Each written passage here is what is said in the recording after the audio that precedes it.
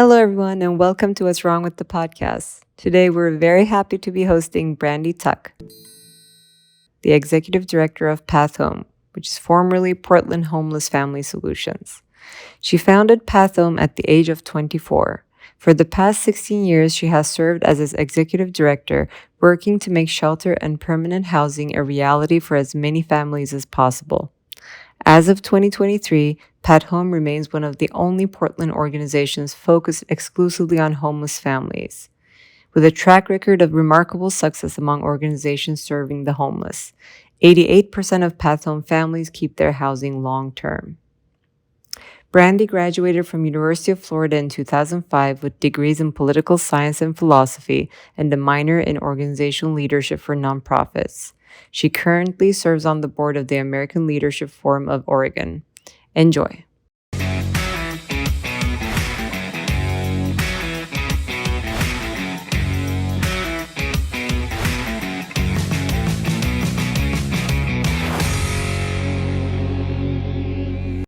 Hello, everyone. Welcome to our podcast. Today, we have the absolute pleasure of speaking with Brandi Tuck. Brandi is the Executive Director of Path Home.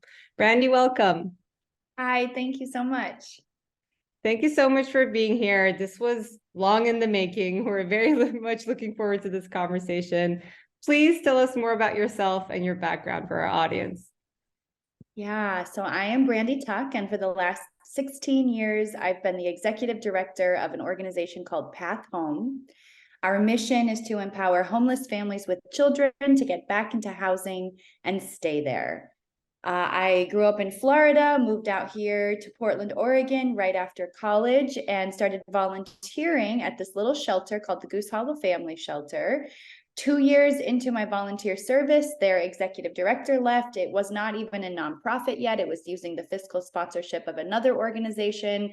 I was very young, but I really wanted the job. It was my dream job, and I got the job. And so now it's 16 years later, and I'm still here. And I feel like that's a very humble way of introducing the journey of Path Home, because I know where it was and how it grew over time and all the bold decisions you've made along the way. So if you want to get into that a little bit, I'll force you to get into that a little bit. That would be great. Yeah, so when I started at Path Home in 2007, our annual operating budget was $78,000 a year, and there were 4 part-time staff, including myself. And over the years, we expanded to be able to serve more families with children. First, we had this little night shelter that was open only 6 months of the year, the Goose Hollow Shelter. We first paired it with a day shelter, so we had 24 hours of operation. Then we went year round. Then we started a rapid rehousing program in 2012, where we started helping families not just find shelter, temporary shelter, but we started helping them move from shelter back into permanent housing, which is the true solution to homelessness.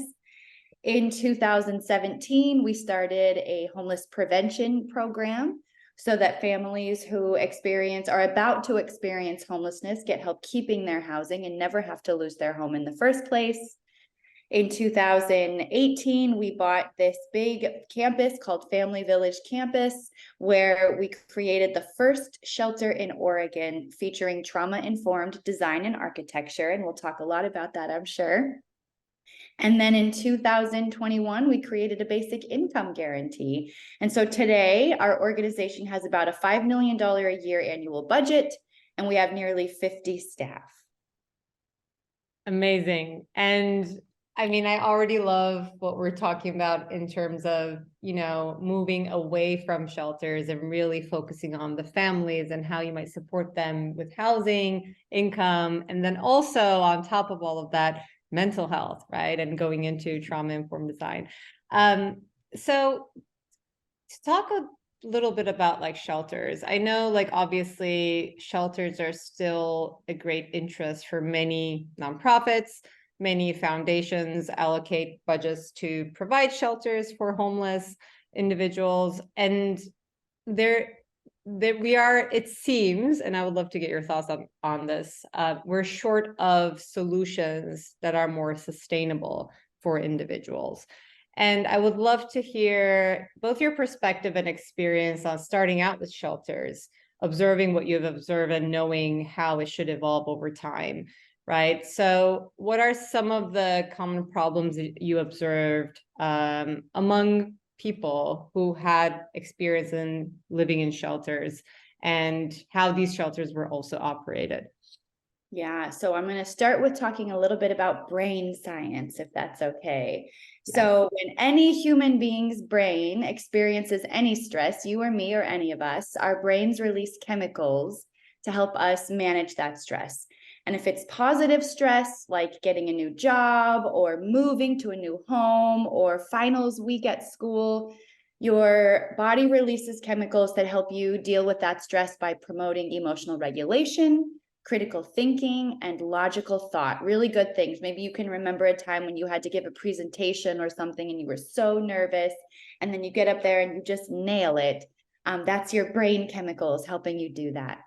And then there's another kind of stress, negative stress or distress. And this is the kind of stress that's released, when we were evolving as humans, when there was a wild animal running at us and we had to not think critically, but so this chemical reaction turns off our prefrontal cortex, those critical thinking, logical thinking parts of our brain. And we go into what I call survival mode, because it focuses on making sure that you survive whatever negative stress is coming at you. So if an animal is running at you or your kid is trapped underneath a car, your brain releases these chemicals that put you in fight, flight, or freeze mode. And this chemical reaction helps you react and respond quickly and momentarily saves your life. And that's really great when a lion is running at you.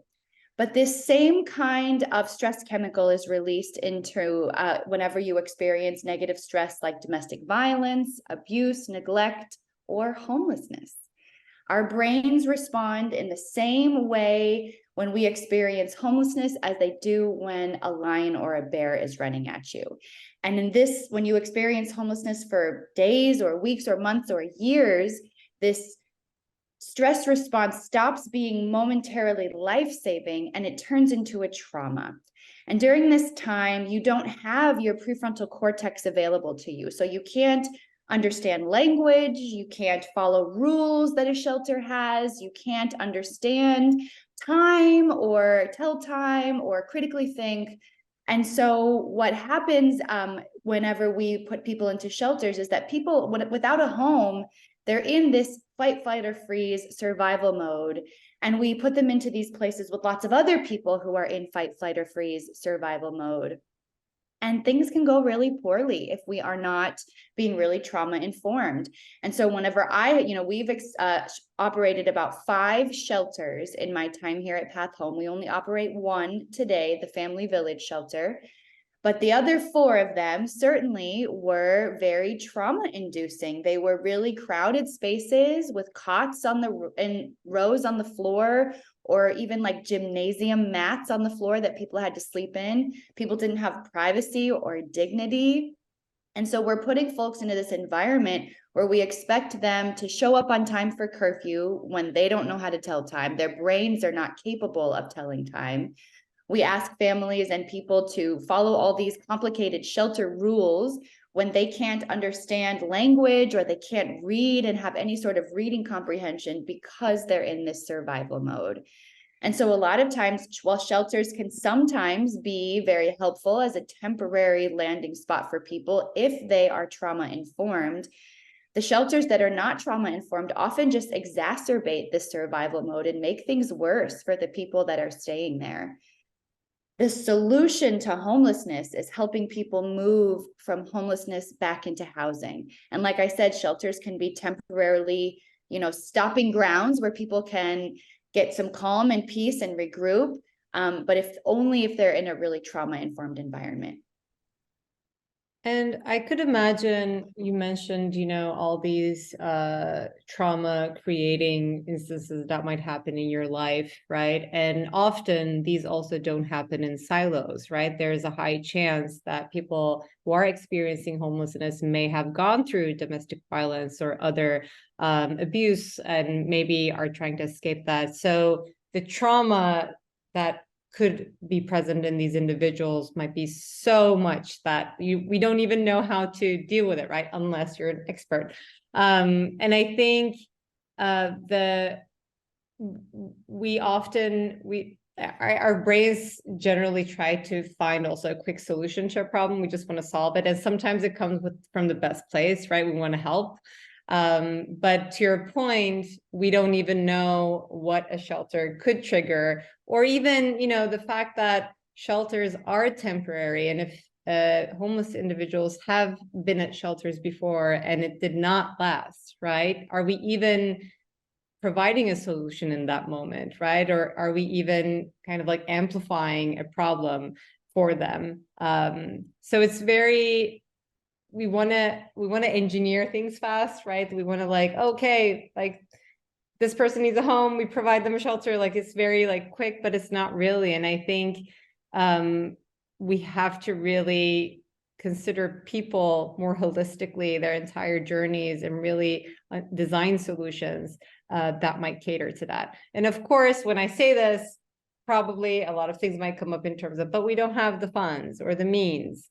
So I would love to kind of discuss with you on, I'm sure Path Home also came up with a lot of creative, resourceful ways along the way to navigate these challenges. But over time, what type of collaborations and efforts really helped you really provide this 360 support that you wanted to provide in the first place? Yeah, there's a lot there to unpack.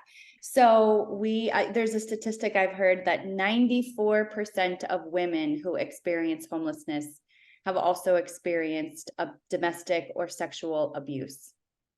That's almost all of them. And so you're right, these traumas really do compound for people and put folks into a really challenging state where survival mode has taken over. They don't have access to their logical, critical thinking part of their brain, and they're really in a lot of pain.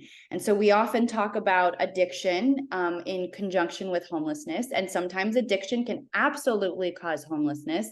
And also sometimes, a lot of times, addiction is the result of homelessness, that the world is so scary and so confusing when you don't have access to logic or language or critical thinking. The world seems so confusing. Things are not making sense the way they used to. You're like, what the heck is wrong with me? The world doesn't make sense. I think that there's always someone out to get me. You get really paranoid and you're always trying to look for where that danger is coming from next. Where is that scary lion going to run out from and attack me at all times of the day? And so sometimes addiction ends up being a coping mechanism so that you can just stop those scary feelings. And so you're right, shelters, if shelters have a pathway out of shelter and back into housing, they can be a very healing and helpful place. There's a evidence-based practice that we use called rapid rehousing, where the focus is on minimizing the time that someone experiences homelessness, helping them move very quickly back into housing, and then providing rent assistance and long-term relationships-based case management to help people keep their housing. At Path Home, 87% of the families that we help move into housing keep their housing long-term, and that's because we follow this evidence-based practice.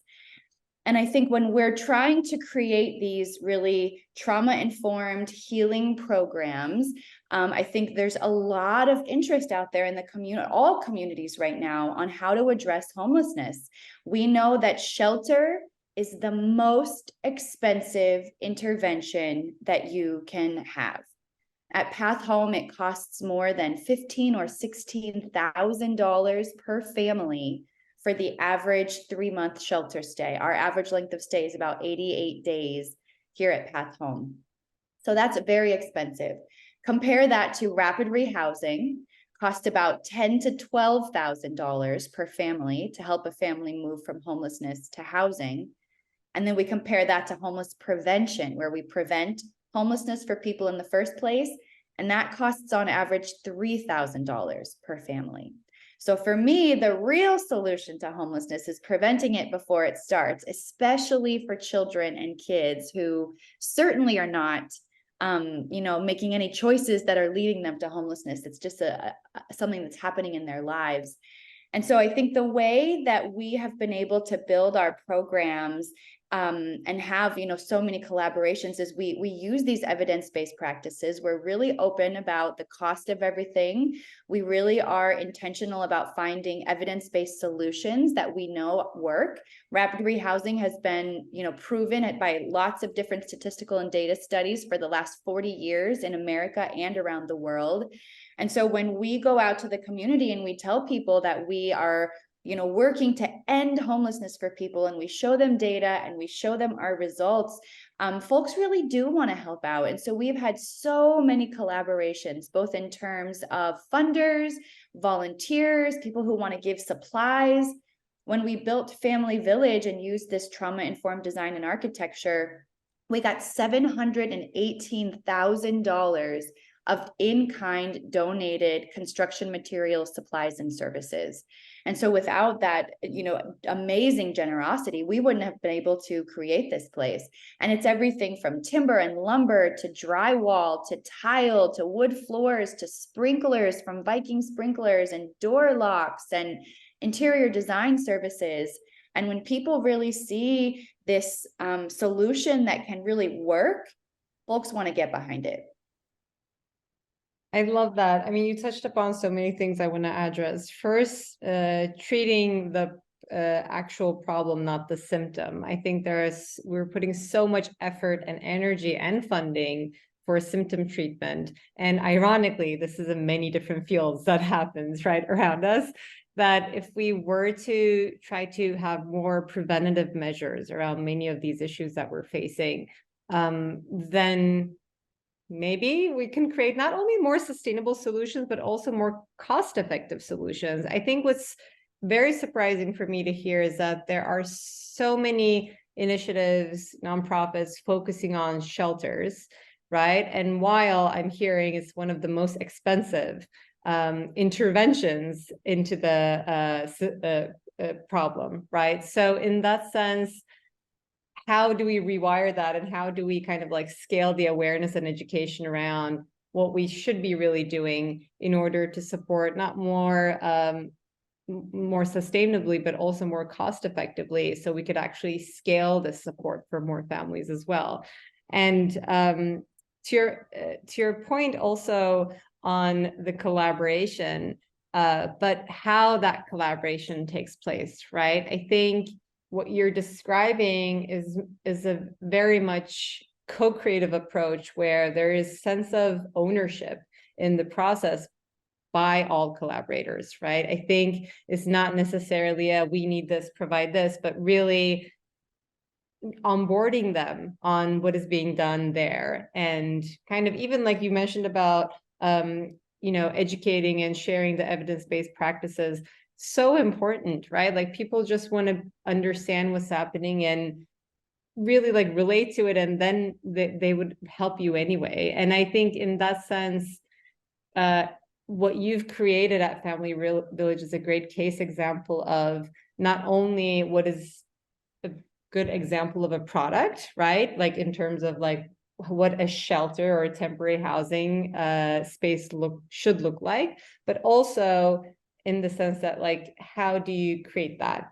Like, what is the journey to get there, and what is the attitude and approach, and how can you do this more co-creatively, and not just get funding and do something, right? And in that sense, I think both the process you did like with Family Village and the outcome are great examples for, I think, nationwide, globally, to everyone. So do you want to talk a little bit about like the birth of like that idea and kind of the journey in realizing it? Yeah, thanks. So yeah, when in 2017, we set about this big strategic vision for ourselves that we thought was so big and audacious that we called it the moonshot. We thought it would take us over 10 years to even get close. And about 6 months later, we decided to see if there was any small steps that we could take to get closer to the moonshot. And at the time, we had the night shelter, Goose Hollow Family Shelter, that was about 10 blocks away from the day shelter, 13 Salmon. And so families would leave the night shelter at 7:30 in the morning, go over to the day shelter, stay there till 6 at night, come back to the night shelter. And so it was this, movement that really kept people in that trauma survival mode. And so we said, well, let's see if, our vision was that we wanted to be a one-stop shop for families, where we had 24 hours of services, that we were building dignity for people, restoring power, promoting autonomy for them. And we wanted to own our property because we were spending a lot of money in rent for downtown shelter spaces and office spaces. We also had a winter shelter at the time that we opened just for the winter months that was in a warehouse with 2 bathrooms and no showers. So also lots of trauma going on there. And so we said we really wanted to create this new model. About 6 months after we said about this vision, we decided to look around at properties and see if there was any small steps we could take. And so we started looking at old churches and looked at a couple of old motels. And then we came here to Family Village with this commercial real estate broker. And I said, oh my gosh, I think this is the moonshot. So I brought the whole board of directors out and I said, board, you got to come see this place. And they said, yeah, I think you're right. This is the moonshot. The property cost $3.3 million and came with a 16,000 square foot church and 8 2-bedroom apartments. It was $3 million. And we had about $650,000 total on our balance sheet, all cash, but that's it. And so we put in an offer of $3.3 million to buy this property. We said we'll have the due diligence period. We know when they're doing the inspections and the appraisals and all of that stuff, we'll have 5 months to go raise $3 million. And we did. So we closed in May of 2018 and thought that we would just, really quickly and easily convert this big church into a shelter for 17 homeless families with children at a time. And around that time, a donor friend that we were working with said, oh, I know this interior designer, Jessica Helgerson. I'm going to introduce you to Jessica and we're going to get her to design the shelter. And I had no idea what architectural interior design was at that time. So I thought Jessica was going to come in and tell us what colors to paint the walls and where to put the couches. And I was like, great, this sounds good. Jessica tells the story where she said when Jean approached her and said, Jessica, you got to come design this shelter. Jessica was like, what? No, I'm not going to design a homeless shelter. What are you talking about? So Jessica came out and met me and toured some of our spaces and said, okay, fine. I'll give you 100 pro bono hours of design time. And together we discovered trauma-informed design and architecture. And we at Path Home had been practicing trauma-informed care for about 6 or 7 years, the understanding that people who experience homelessness are in survival mode. And it's creating some specific programmatic conditions that promote emotional, physical, and psychological safety, and do things like build dignity for people and give people back power and help them have choice and control over their days. And so we both got really, really inspired by this trauma-informed design. Jessica put so much time and research into studying trauma-informed design, studying hospitals. There's been all these studies on hospital waiting rooms and communal spaces that are correlated with outcomes like shorter hospital stays, less infection while you're in the hospital, and less recurring visits versus longer hospital stays, more infections, and more visits. She also studied the neurobiology of joy and what sparks joy in the brain. So she created this amazing vision for trauma-informed design and architecture at Family Village Shelter. And then we had to go raise an additional $2 million to be able to realize this design, plus the $720,000 of in-kind donations. And when all was said and done, Jessica and her team donated 800 hours of pro bono design time to help us create this amazing program. And so when families walk in here today, what they tell us is this place is calm and peaceful. I feel hopeful, and I feel like you care about me. And so we are just so proud of this space. Some of the features of trauma-informed design and architecture, it's really about promoting that, like trauma-informed care, promoting emotional, physical, and psychological safety. So, and it's about a connection to nature. So we have all kinds of nature elements inside and outside. We have real plants all over the indoors. We have this very lush landscaped garden throughout the whole campus. We own about an acre and 1.4 acres of land. It's about natural materials, tons of natural light. It's about natural woods and stones. The color palette is that of the ocean. So it's lots of greens and turquoises, very little color contrast. The only contrasting color that we really have is a soft terracotta that contrasts with the blues and the greens. It's about flexible spaces that can be used in many different ways and giving the power and control and choice over how to use those spaces to the families that are staying here. It's about things like predictability through really intentional wayfinding and things like glass doors. All of the doors, except for the bedroom doors at Family Village, are glass. So families can see through them and see what's on the other side of the door, and they can make an informed decision about whether they want to go through that door, or if there's someone on the other side of that door that they don't want to talk to or they don't want to see, they can make the choice not to go into that door. Turns out that the neurobiology of joy, what sparks joy in the brain, is circles.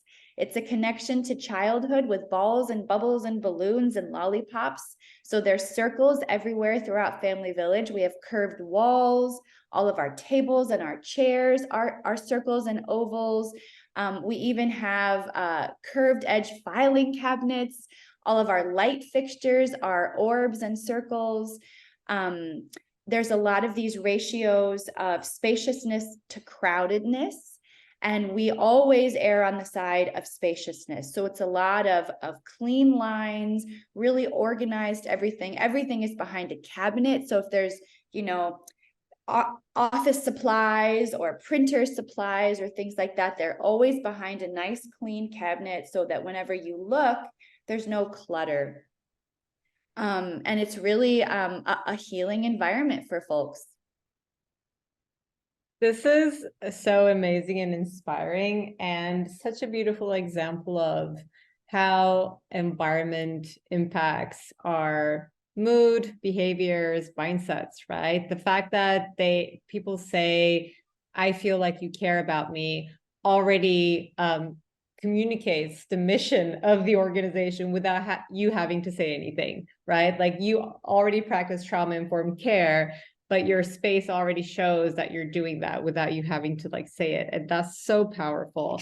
And I think there's so many things that we need to learn out of this project. Well, number one, again, going back to the process, right? The fact that and there's a saying among architects, designers, where the project is only as good as the client's vision, and it's not a lie, right? Like, you put out the moonshot there, and if you were fearful and just no, we don't have the budget, and just restricting, then it's much harder to realize the vision, right? But when you really have a vision and let's find a way to get there, right? And then everybody already comes on board. I mean, the fact that Jessica donated 8 times more time is showing that she felt ownership in the project. And that's creating that sense of ownership is so important. And yet I feel like we forget about that. And sometimes just because a few people are in the room, we think we're collaborating, but we're really not, right? Because collaboration in the end is realizing shared goals. And you really created that environment to realize that.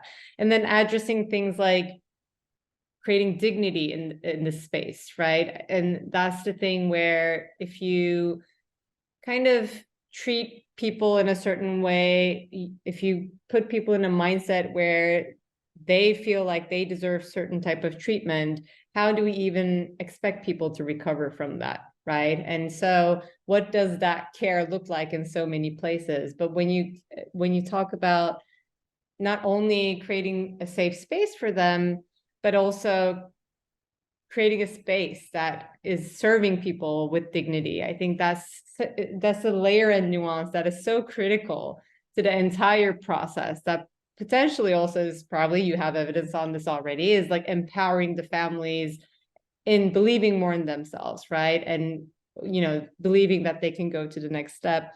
And then also like with the flexibility, providing that autonomy and like greater independence, right? Like giving them that space for that to happen. And like what you said in terms of like circles, I think it's so interesting, and probably also we could all relate to that, right? Especially those of us who live in cities, very like dense urban contexts. All we see is like squares and rectangles and lines and grids, and nature is not like that. And that's why when we go out into the nature, we relax, and then we tense up so much. I live in New York City. I do need to get into the parks very often for living here to be sustainable for me, right? And we often forget that these are like nuances that are very inherent to our like needs, but we moved away from them with all the industrialized systems that we live in. And really going back to basics in that sense, like really creating something that is true to our nature, is kind of like how start out the recipe, right? Like we have this space now, let's just focus on you now, right? And I think in that sense, it's just a beautiful example of everything coming together. The team really like co-creating together with diverse expertise, and really caring about like community's feedback on everything that you've done. And I don't know how this model happens without like people in social work. I feel like people in social work should be in every project in the world, honestly, because this depth of understanding of human behavior and mental health, I think we're short in that, and we need more of this in everything that we're creating, which is also ironic because I think in like 1970s, architectural psychology was actually a more popular term than now. So what happened, right?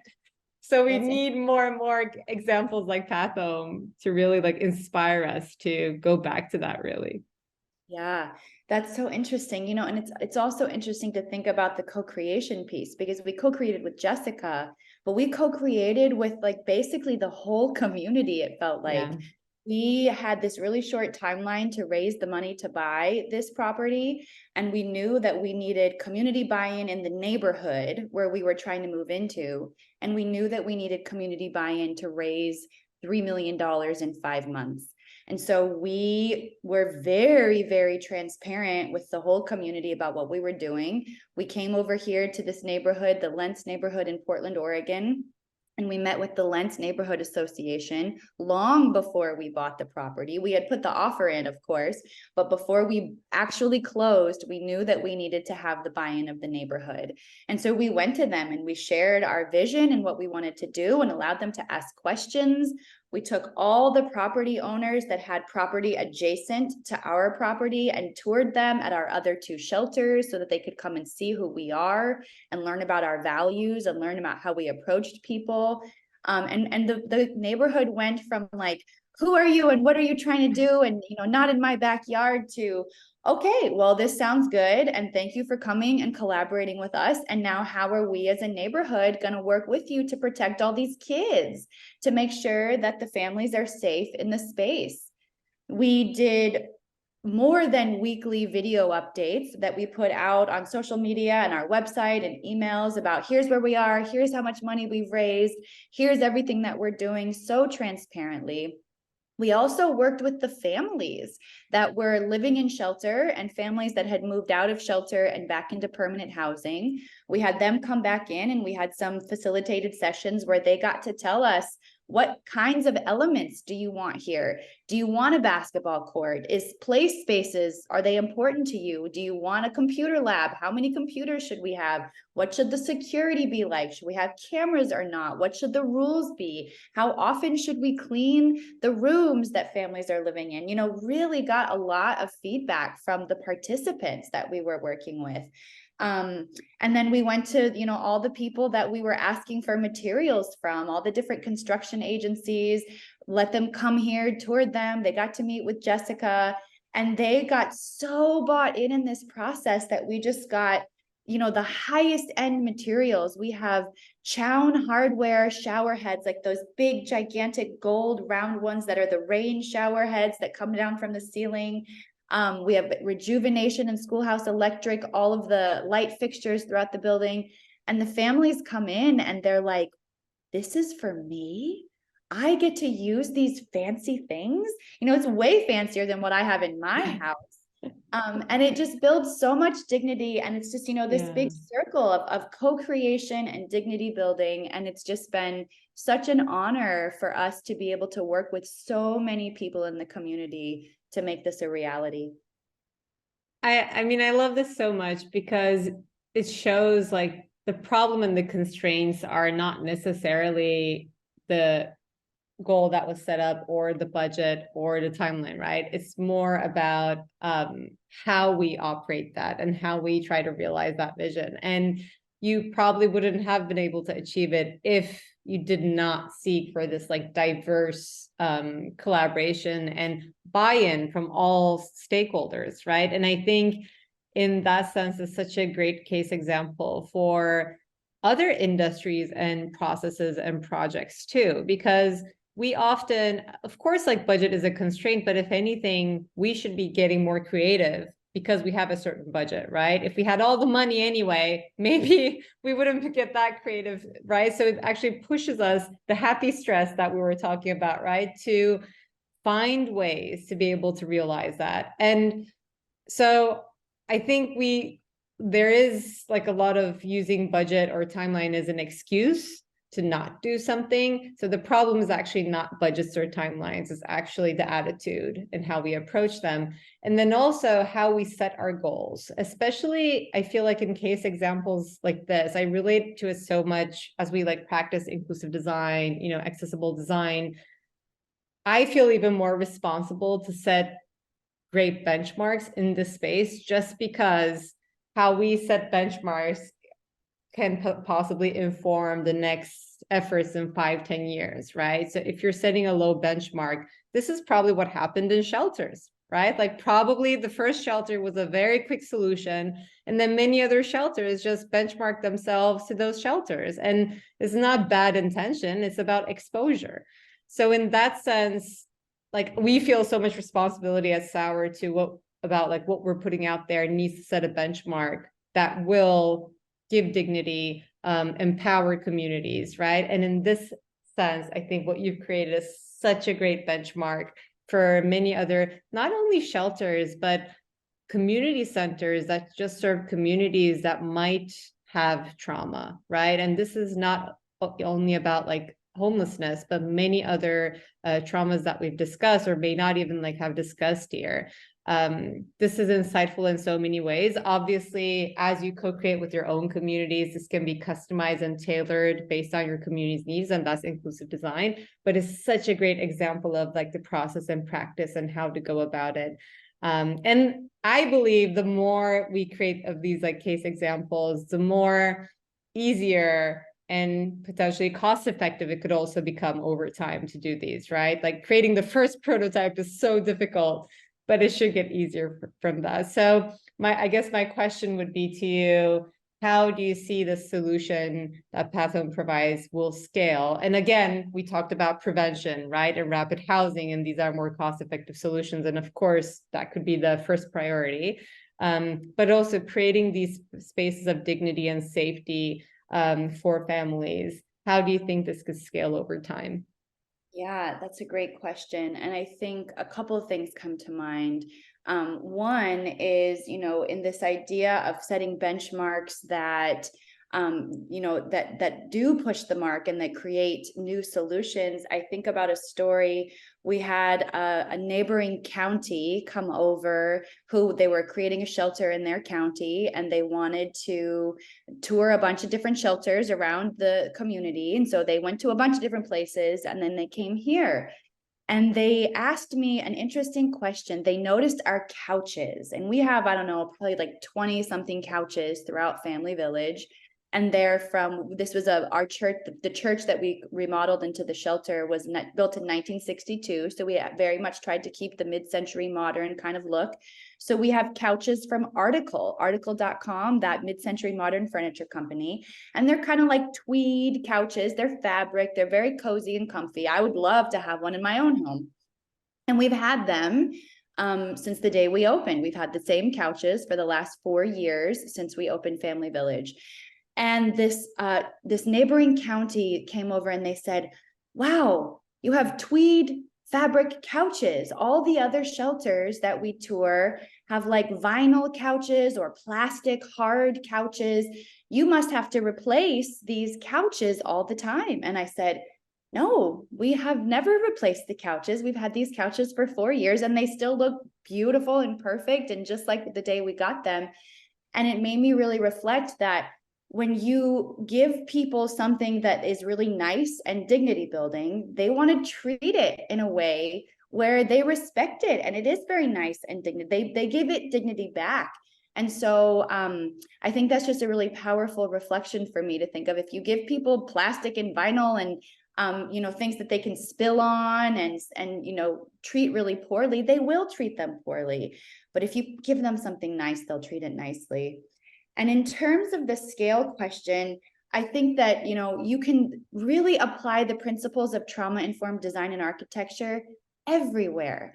There's this grant making program here in Portland where a foundation gives high school students, but if they can raise about $500 or $800, they get $10,000 in grant money that they get to give out to nonprofits around the community. It's a very cool program. So I was doing an interview with one of these schools. They create their application, they solicit grant proposals, they interview all the nonprofits, and then they get to give away this money. So I was at a high school with some students who are just so incredibly bright. And they had their list of questions, the standard questions they ask everyone. And then they got to ask whatever other questions they want too. And so one of them said, can you tell us what exactly is trauma-informed design and architecture? So I was going through all the same principles I shared with you here today, and they kind of looked around their classroom and they said, that is not what we have. We have concrete walls and there's no windows and things are really messy and crowded and there's clutter all over the place. And I said, yeah, y'all, you are right. Like, you deserve a space that is trauma informed. Think about how stressful high school and college are. Think about how stressful it is to go to the doctor's office or to go to any bureaucracy and go to these institutional buildings. If we were designing trauma informed design and architecture everywhere, I think that we would have a very different population with a lot less stress, where we would be able to feel safe and hopeful and like we had power and like we were deserving and that we were meaningful human beings. And so I think the scale question is that we do it everywhere, anywhere. And it doesn't have to be super fancy like Family Village is. We have worked with some nonprofits who have community spaces that they just want to do some small things to make it more trauma informed. You can change the paint color. You can make sure you have windows. You can add plants. You can have very little contrast and very little clutter. You can add circular features in these different places. So I believe that we should be scaling it everywhere, anytime we're doing any sort of design work. Yeah, I love that you highlighted, like, it's like all or nothing. It's not all or nothing, right? Like, you can do these interventions in a space, obviously over time, if you do more, the better, but it shouldn't be an excuse to not start somewhere just because we don't have X million additional budget, right? Like, there's always ways. So I think we often joke around, if we present a client 60 things that we need to do in this space, that will serve mental health, will for people's mental health, will serve sustainability, will create a more resilient space, will make your business more relevant, right? If we're talking about like more retail, like commerce, it is only human psychology that to be able to say, like, no one will be able to say no to all 60, right? So it's about you doing your own homework, and showing up with like all the things that you need to create in that space. And if you achieve 10, or like if you can prioritize 10 or like 5, whatever it is, that is something. And I think that's how we can only like constantly, continually elevate our built environment and interiors, really, which I love that you gave the school example. Is so crucial, especially at a time where we're forming our brains, right? Like this is like pure biology, and it's a biological need for us to be infused and informed by an environment that would be more nourishing for our nature. So in that sense, I'm so glad you gave that example. I do want to be mindful of time. I know I can chat with you forever. So what would be your advice to anyone who wants to make progress in their fields, push for moonshots, or get into a space that would really enable co-creation with people? Yeah, I think definitely coming from this mindset of abundance, that there is enough of everything in this community for everyone. And if we have a mindset of abundance and we collaborate and we partner and we're transparent and we share our vision, that we really can make big, huge, seemingly impossible things very possible. And like you said, just start really small. Think about just a couple of things that you can do in your home, at your office place, at your school, at wherever you work, and just making these small changes. Add some plants, make the paint colors, a soft, nice sage green, and have some plants and declutter everything and create these really safe environments. I think about whenever we were experiencing COVID, we still had to run a 24-hour-a-day shelter. I came to work every single day during COVID, as did our shelter staff. And I noticed that while it was very stressful, but I was coming here every day, and the trauma-informed design affected me too, right? It lowered my stress. It kept me more even and calm. I was able to make better decisions because I was being influenced by my built environment. I also noticed that as all of our staff was, doing home improvements throughout COVID, all of us made small changes that were more like Family Village. The paint colors, the plants, just you can do such small little things in any space where you are to I love informed.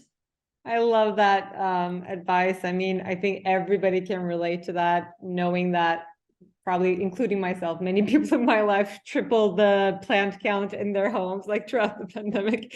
So we all can relate to that, and just start small, even if you can't start big, but start somewhere. And I love the mindset of abundance. I wish actually somebody told me that when I was in college, like not starting out your career with like fear or like, oh, do I need to like do this, or competitiveness, like, which, you can have those in doses, but like the mindset of abundance, I think, is super powerful.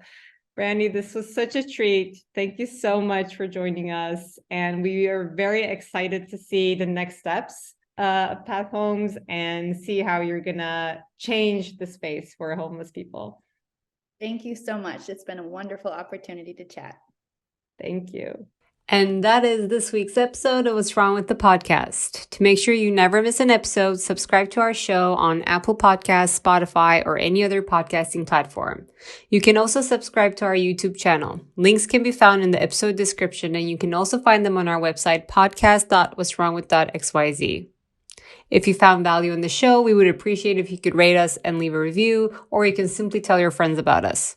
For more details on our guests, follow us on Instagram and Twitter. Don't forget to join us next week. Thank you for listening.